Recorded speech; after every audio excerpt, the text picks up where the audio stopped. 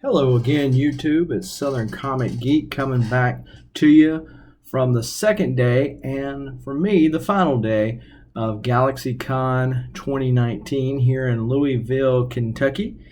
Had every intent of it being kind of a lazy day. I had a couple of commissions that I wanted to pick up and thought that was going to be the only thing. I should have known better than to go over there, lest I be tempted.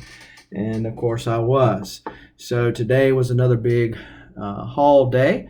Um, don't think it'll be a very long video like it was yesterday, but still had some comic goodness coming from the Comic Con. And again, if I mention anything about any artist or writer that you might like and have had good experiences with or bad experiences, these are just my opinions, and that's for what they're worth. They say advice is what you pay for it, and in this case, you're paying nothing. These are just my comments as they are.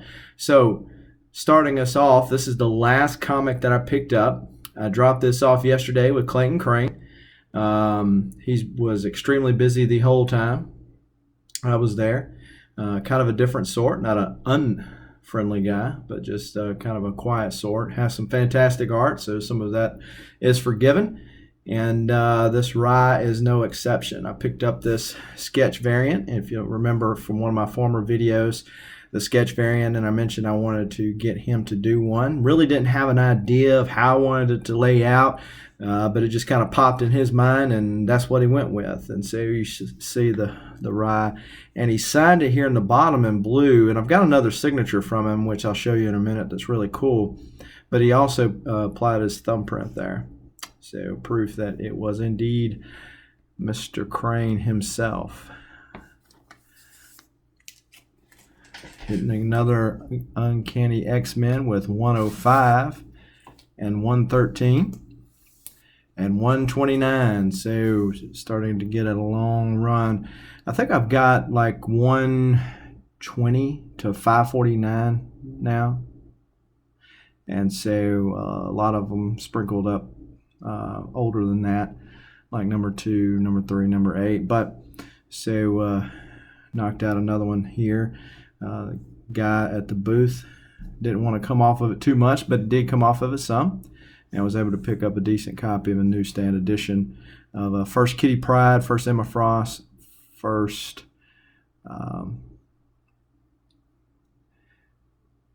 Sebastian Shaw. It left me there for a minute. So this is one that I mentioned yesterday, and come back today, and he had it ready for me this morning. This was what I had in mind. The only thing he left off was the word bubbles. I wanted it to be like the Wizard of Oz. So you have this giant floating head and it says, "Pay no attention to the anti-hero behind this cover." And of course, the anti-hero being Deadpool, but he's got Deadpool sticking his head out from behind the curtain. So it's still got the Wizard of Oz vibe. Really cool looking Deadpool sketch to add to my collection there. So fairly satisfied with it. I went ahead and picked up this Planet Hulk sketch variant. Who knows when I might come across some of the artists that are known for drawing Hulk really well. Might get David Finch to do it for me the next time I see him at a con. Eternal Warrior number 7, some Barry Windsor Smith goodness there. Number 18, number 27. These Valiants I was able to pick up in the dollar bin. Number 29, number 41, number 42, Bloodshot number 15, 18, 19, 20, 28, 29, 32, 35, 33, 36, 38, 39, 40, and Bloodshot. This is the pre-order edition, but this just came out this week. Haven't had a chance to read it yet. But also picked up the Rye Companion, #1 from 1993. Rye 29. Rye 31. And shout out to Comic Jabroni on YouTube. Did a review of some indies that he bought this week, and didn't realize that Rye that I had picked up, the Virgin variant, yesterday, also had this dope cover here. And so he sold me on it. So I went back to the same seller and I said, hey, didn't realize this one was so cool. Decided to pick it up from him today.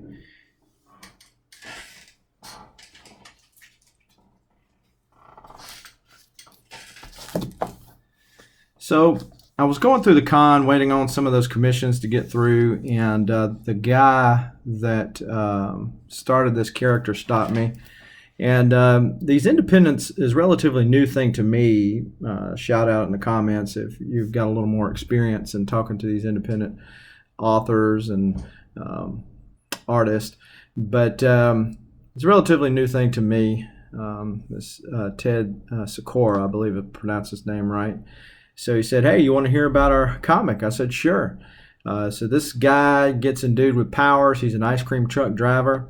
And he even said that Jim Shooter said that likened his work to water in a desert. So if that's being true, that's a high vote of confidence from an icon in the industry. But he gave me a deal on these 3 comics, and he autographed them for me as well. And so I'll check them out and let you know what I think. But these were that's the first issue. Origin story here, he signed it. And then the origin story of another character in this book, Tap Dance Killer, which also has their own series now. And he said you can kind of get an idea of everything. So got to pick those up. Transformers #1.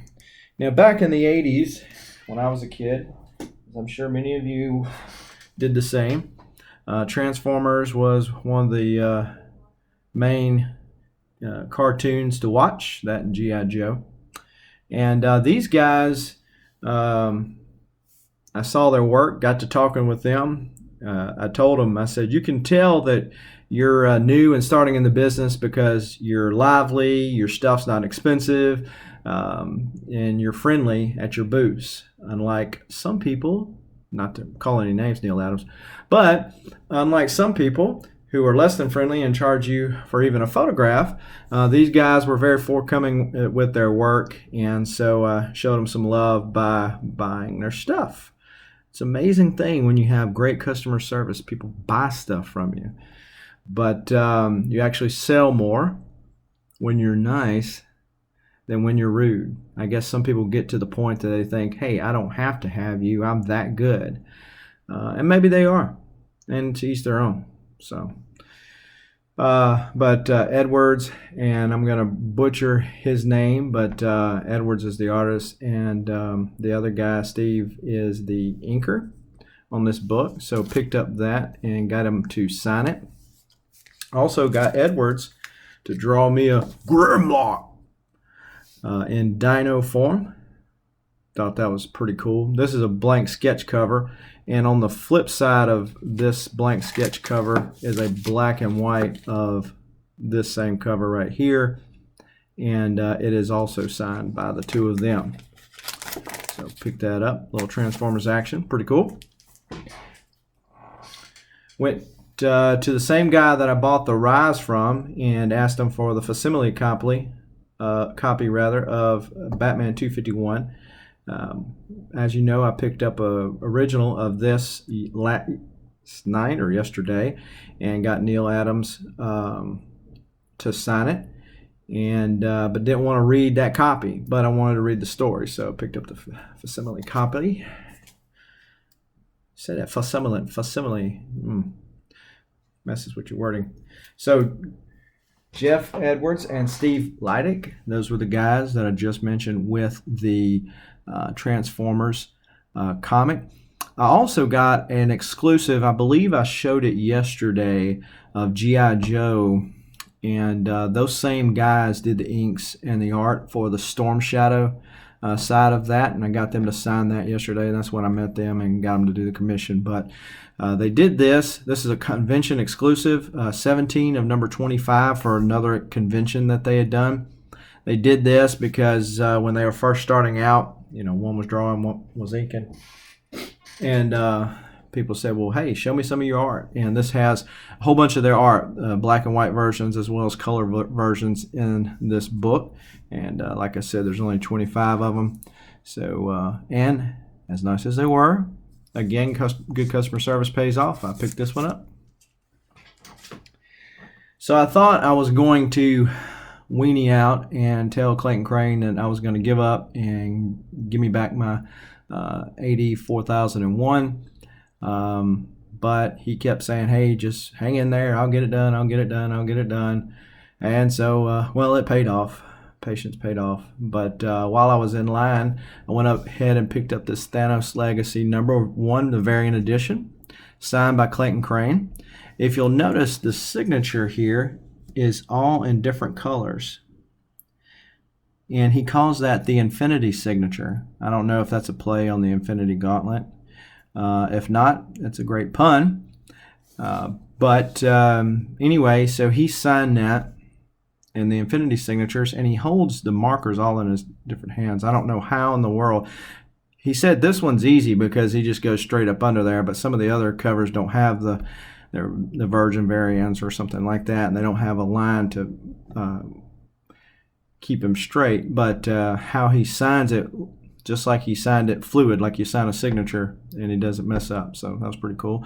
And since Donny Cates was there, went back over to Donny Cates' table and picked that signature up. You can see it better that way. So also got Clayton Crane to give me a certificate of authenticity there. Some more dollar filler books. Eternal Warrior number 39, number 32, number 30. Going back in the day with Valiant, Magnus the Robot Fighter number 1 and number 3 and number 13. Another Ultimate Spider-Man, quickly filling up that run. No, they're not coming for me. If you hear in the background, that's an ambulance. Unfortunately for this hotel, it's located near a hospital, so you hear that all night. Amazing Spider-Man 789. It's another one of those dollar bin goodness. New Mutants number 8. Number 23. Number 34. Number 40. Number 56. Number 61. 63. 65, 68, 70, and number 75.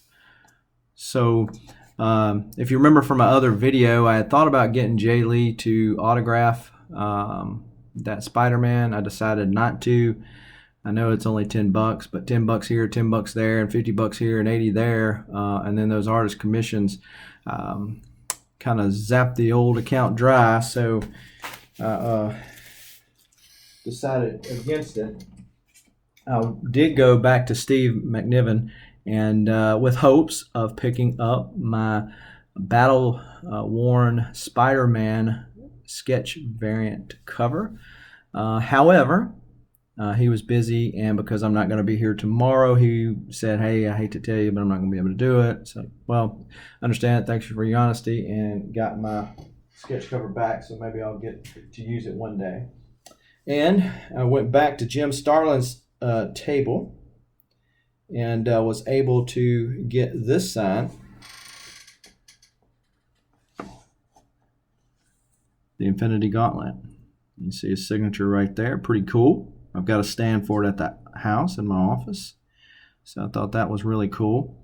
And I've got a cool looking picture of him with the gauntlet on and him holding it. He said, I got to take this thing off because it was bringing out my more sinister side. And his helper that was taking the picture, because I was showing this face of horror, she said, oh, I'm digging your face. I said, well, I mean, he's fixing to snap me out of existence. What are you going to do? But again, it was a great time. Totally wore out and pretty much broke.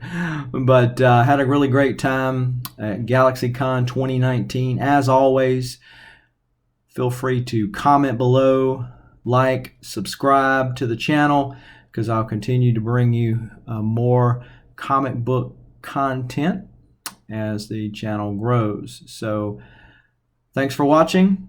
Till next time.